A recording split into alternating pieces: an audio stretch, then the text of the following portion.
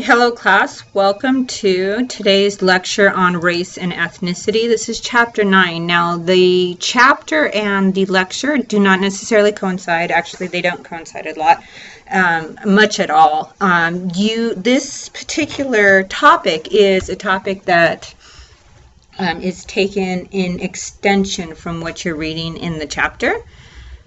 So we're going to start with the base concepts of race and ethnicity. Race is a group that's treated as distinct in society because of certain perceived biological characteristics that have been defined by your society as perceived superiority and inferiority. So make sure that you understand that these are perceived biological characteristics. We come to the table with the assumption that race is biological, and it largely is a social construction. There's literally a giant plane flying overhead, which is the noise. I don't know if you guys can hear it. Ethnicity, on the other hand, is not the same thing as race. I know in everyday society we use it as interchangeable with race. But ethnicity, the definition, is shared common culture and shared identity that can be externally assigned or self-imposed. And it is not necessarily linked to race. So this is important because it helps us also to define race. Race is externally assigned. So for the most part, we come to accept our racial identities based on how others perceive our racial identities. Ethnicity, on the other hand, does not necessarily have to be linked to your racial identity.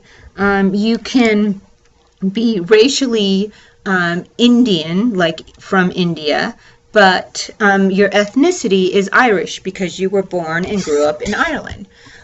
You can be racially what other people perceive to be white, but you can ethnically be Vietnamese. You were maybe adopted into a Vietnamese family, you grew up Vietnamese, your culture, your heritage, your language is Vietnamese.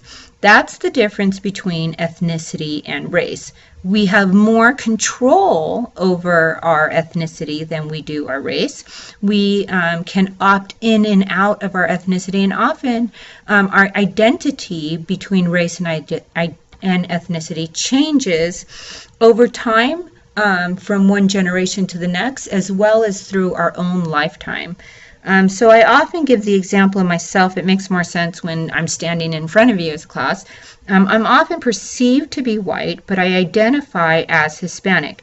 Hispanic is not considered a race, it's considered an ethnicity. It's a shared culture, language, and identity.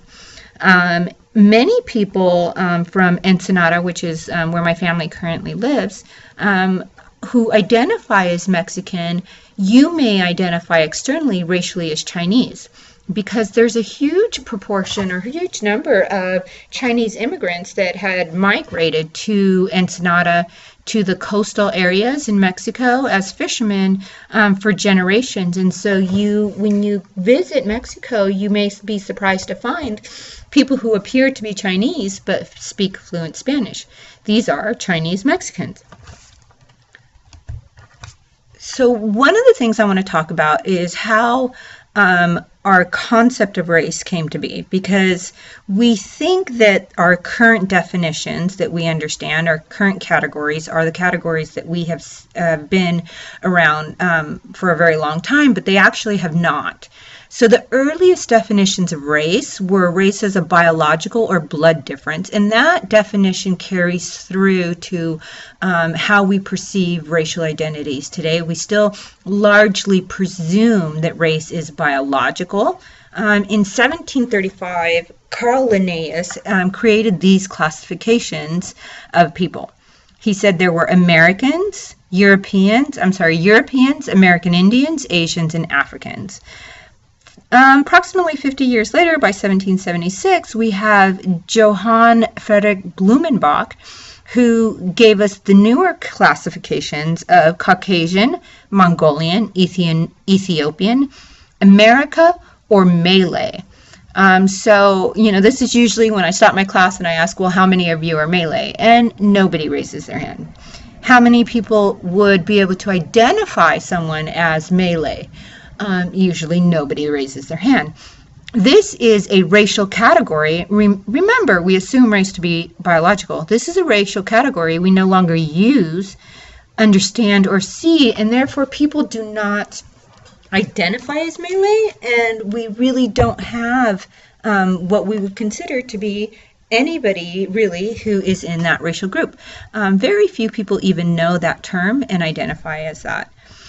In the bringing us through to the 19th and 20th centuries, race as scientific, this kind of biological anthropology, you have Francis Galton and Arthur de Gobineau, who basically said that race was a matter of physical traits and that people were different species and subspecies of humans. So this goes right back to our definition that we see race as perceived characteristics of superiority and inferiority. What this means is that, and that's where actually this came from. What it means is that Galton and Gobineau really took this idea, this presumption of inferiority and superiority, and essentially said that these racial categories were innate and biological, and that they took their own racial category and placed themselves at the top, and then through social classifications, basically the social racism of the time, put people into categories of inferiority.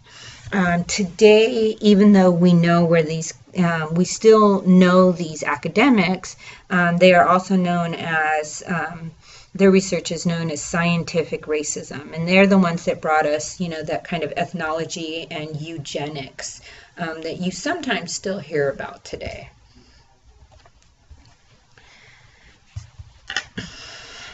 Today we know that race is more of a social construction. It's not biological.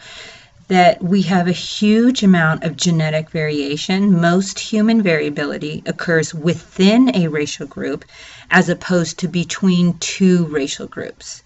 And what that means is that a category that you might say is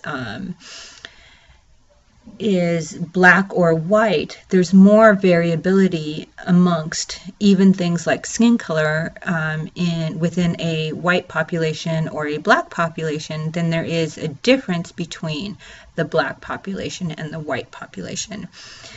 Overlap in physical and genetic traits is estimated at somewhere between 99 and 99.9%.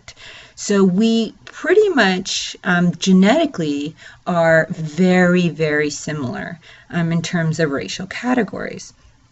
Racial categories, on the other hand, we know, based on the Office of Management and Budget, it's also called the OMB, this is the census, guys. So the OMB is the census, and they say, they're the ones that actually give us our racial categories, and those are the categories we use. And when they make a change to racial categories, it actually gets disseminated throughout the society.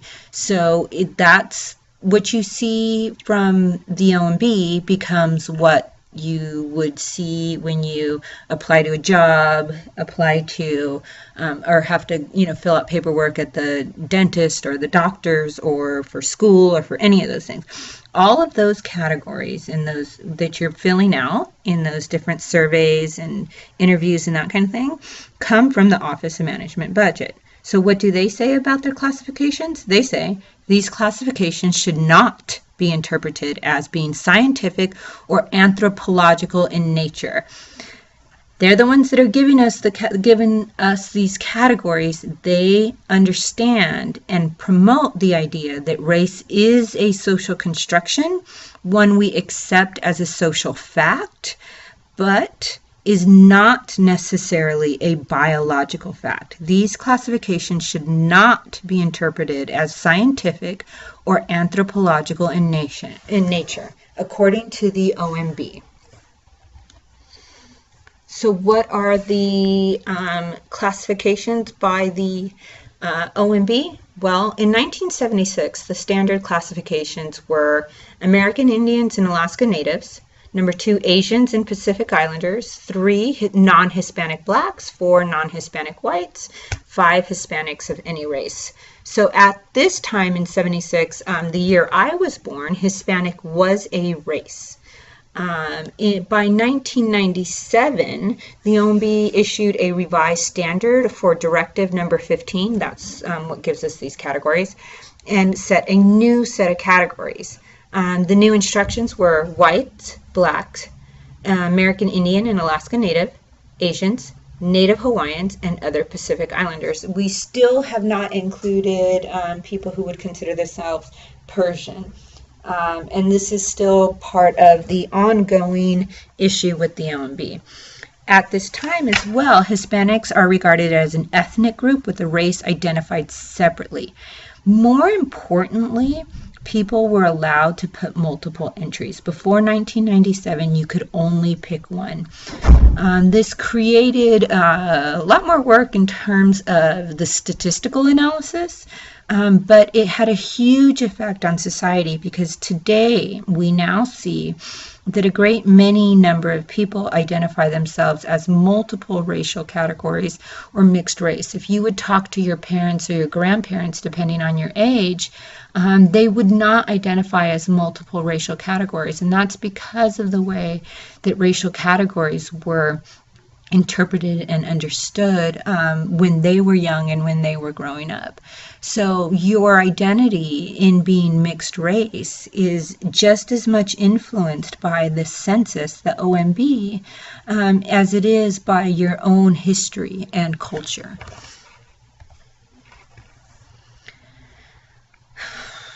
Okay, I'm going to give you guys a break and I'll come back in a minute. We'll try to make these semi-short because they are very much information content rich.